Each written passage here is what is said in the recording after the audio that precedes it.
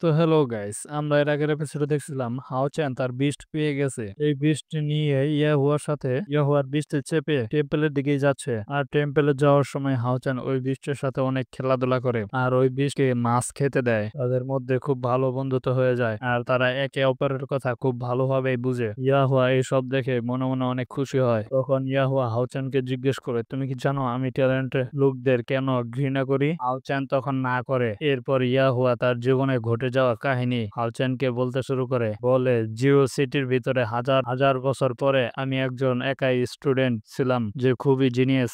এতটাই জিনিয়াস ছিলাম আমি মাত্র 15 বছরের মধ্যে লেভেল 3-এর নাইট হয়ে গিয়েছিলাম। আমাদের পুরা শহরের ভিতরে থেকে ইয়াং জিনিয়াস স্টুডেন্ট ছিলাম আমি। ওই শহরে আমি হাইলাইট হয়ে সবার সামনেই ছিলাম। কিন্তু আমার স্পিরিচুয়াল যখন রিজেনারেশন হয়েছিল আর আমার সোল পাওয়ার বাহিরে বেরিয়ে আসে, তখন আমার সোল পাওয়ার এতটাই কমে গিয়েছিল যে আমার সোল পাওয়ার মাত্র 9-এ ছিল। এর মানে আমার সোল পাওয়ার ডাউনে চলে এসেছিল। এই কারণে অনেক দিন আমার সোল পাওয়ার লেভেল 9-এর উপরে উঠতে পারেনি। এইসব দেখে তারা অনেক খুশি হয়, যারা আমাকে দেখে হিংসায় জ্বলতো। এরপর থেকেই তারা আমার সাথে ফাজলামো করার সুযোগ পায়। জিও সিটির ভিতরে আমার সাথে এত খারাপ ব্যবহার করেছে যে আমি সেটা সহ্য না করতে পেরে ওই শহরে আমাকে ছেড়ে দিতে হয়েছে। এমনকি যারা আমার বেস্ট ফ্রেন্ড, আমার কলিজার বন্ধু ছিল, তারাও আমাকে ছেড়ে দিয়েছিল। এই কারণে আমাকে ওই শহর ছেড়ে দিতে হয়েছে। এরপরে আমি বুঝতে পেরেছি যে এই দুনিয়া কতটা স্বার্থপর। আর আমি যখন বিস্ট মাউন্টেনে গিয়েছিলাম, একটাও বিস্ট আমার সাথে আসার জন্য রাজি হয়নি। ঠিক তখনই আমি একটা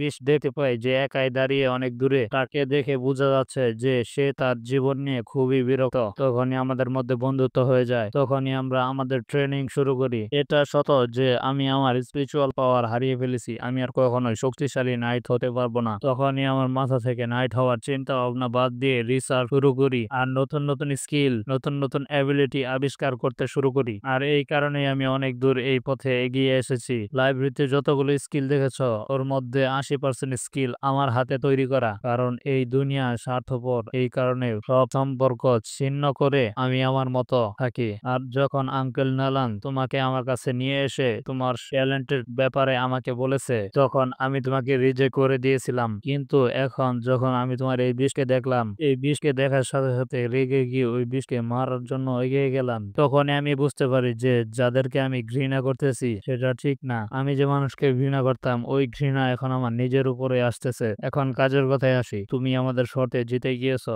এই জন্য আমি তোমার মাস্টার হওয়া থেকে এখন না করতে পারবো না। কিন্তু তুমি কি চাও যে এমন একজন টিচার তোমাকে ট্রেনিং দেখ যার নিজেরই কিনা সোল পাওয়ার মাত্র লেভেল 9-এ আর আমার নাইটের লেভেল মাত্র 5? এটা শুনে হাওচান অবাক হয়ে যায়, কারণ হাওচানের বাবা হাওচানকে বলেছিল যার সোল পাওয়ার 10 লেভেলের আগে যেতে পারবে না, সে কেবল নাইটে 3 অথবা 4 লেভেলই যেতে পারবে। কিন্তু ইয়াহুয়া লেভেল 5-এ পৌঁছে গেছে। হাওচান এরপরেও বলে, হ্যাঁ আমি চাই যে আপনি আমার মাস্টার হয়ে আমাকে ট্রেনিং দেন। তখন হাওচান ইয়াহুয়াকে মাস্টার বলে ডাকে। এটা শুনে ইয়াহুয়াও খুশি হয়ে হাওচানকে ডিসাইপাল হিসাবে মেনে নেয়। চান তখন ইয়াহুয়াকে বলে, মাস্টার আপনি ভুল রাস্তায় আছেন, কারণ আপনি একদমই ইউজলেস না। কারণ সোল পাওয়ার লেভেল 9-এ থাকা সত্ত্বেও নাইট পাওয়ার 5-এ থাকা এটা অনেক বড় একটা ব্যাপার।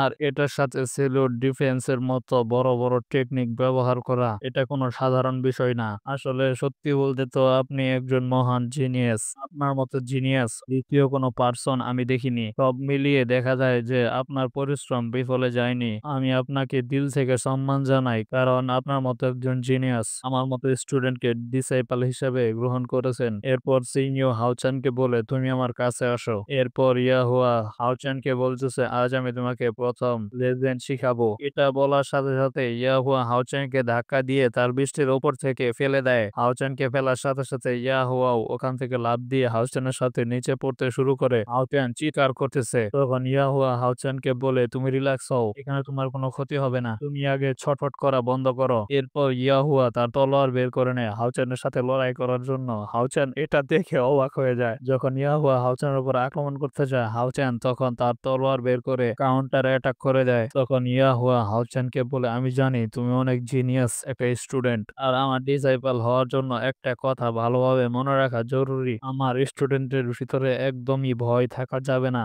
এমনকি মৃত্যুর সামনে দাঁড়িয়েও ঘাবড়ানো যাবে না। আর ফাইট করতে করতে তুমি যতই ক্লান্ত হও না কেন, হাত থেকে তলোয়ার একদমই ফেলা যাবে না। এমনকি ডিমন গড স্বয়ং নিজে যদি তোমার সামনে এসে পড়ে, তোমার শরীরে এক বিন্দু রক্ত থাকা পর্যন্ত তার সামনে মাথা মাথা নত করা যাবে না। এরকম ভাবে কথা বলতে বলতে হঠাৎ ইয়াহুয়ার একটা আঘাত হাওচেনের শরীরে ইয়াহুয়ার তলোয়ার হিট করে যায়। এতে ইয়াহুয়া ঘাবড়িয়ে যায় আর হাওচেন খুব দ্রুত নিচের দিকে পড়তে শুরু করে। হাওচেনের নিচে পড়াতে এখানেই শেষ হয়ে যায় আমাদের এই এপিসোড। ইয়াহুয়ার তলোয়ার হাওচেনের শরীরে কি খুব জোরে আঘাত করেছে? হাওচেন কি ঘায়েল হয়ে নিচে পড়বে? আর ইয়াহুয়া কি হাওচেন কি ইচ্ছে করে আঘাত করেছে? এটা জানতে পারবো আমরা এর পরের এপিসোডে। এর পরের এপিসোড দেখার জন্য আমাদের সাথেই থাকুন। ভিডিওটি ভালো লাগলে একটা লাইক করবেন। ভিডিওটি শেয়ার করে অন্য এক বন্ধুকে দেখার সুযোগ করে দিন। ধন্যবাদ।